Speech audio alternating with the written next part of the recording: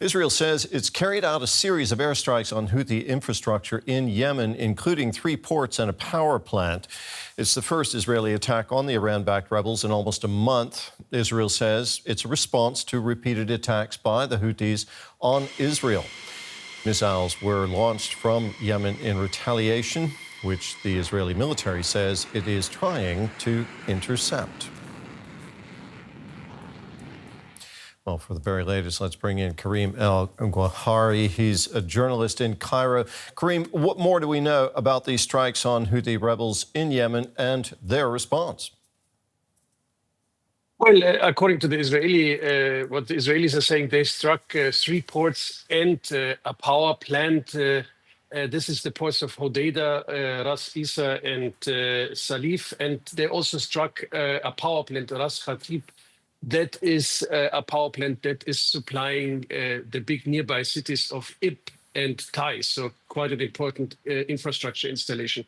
Israel is saying that this is targeting these ports because these ports are used to transfer Iranian weapons to the Houthis.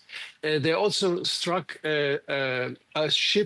a vessel in the port of Hodeidah. That's a boat called Galaxy Leader. That's a ship that was hijacked by the Houthis in 2023, and they installed some kind of radar system on it, and that's what Israel is saying. They targeted it. We have little information from Yemen. They are saying that they used locally made air missiles in order to strike back on the Israeli airplanes. There's no report of any casualties. The Israelis are saying on their side that 2 missiles were fired afterwards from Yemeni territory.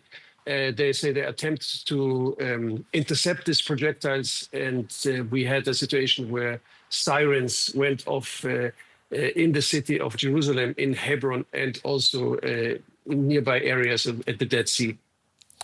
Now, the Houthi rebels are backed by Iran, which was recently hit hard by Israel and the U.S. in the so-called 12-day war. Have those strikes on Iran weakened the Houthis by extension? How strong are the Houthis at the moment?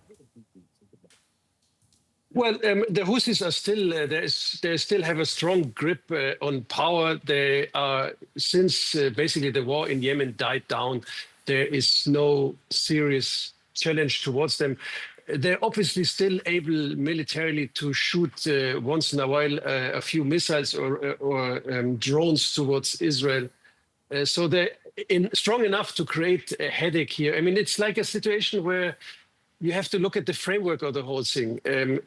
We have the ceasefire negotiations in Gaza. The Yemenis are saying that they are shooting at Israel until there is going to, in solidarity with the Palestinians, and until there is going to be a ceasefire. So it seems to be that this is also one method to put pressure on Netanyahu to accept the ceasefire conditions as Hamas wants to have them. They create fear among the Israeli population that then they hope put pressure on Netanyahu, because at the same time, of course, the Israelis are extensively bombing the Gaza Strip in the last days, also in order to bring Hamas to accept the terms of Netanyahu. So I think what we see here in Yemen, between Yemen and Israel, is part of the game of putting pressure on each other when it comes to the ceasefire negotiations, and also the meeting of Netanyahu, who is going to meet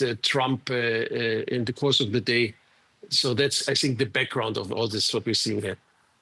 Karim, thank you very much, as always. Journalist Karim El-Gawhary in Cairo.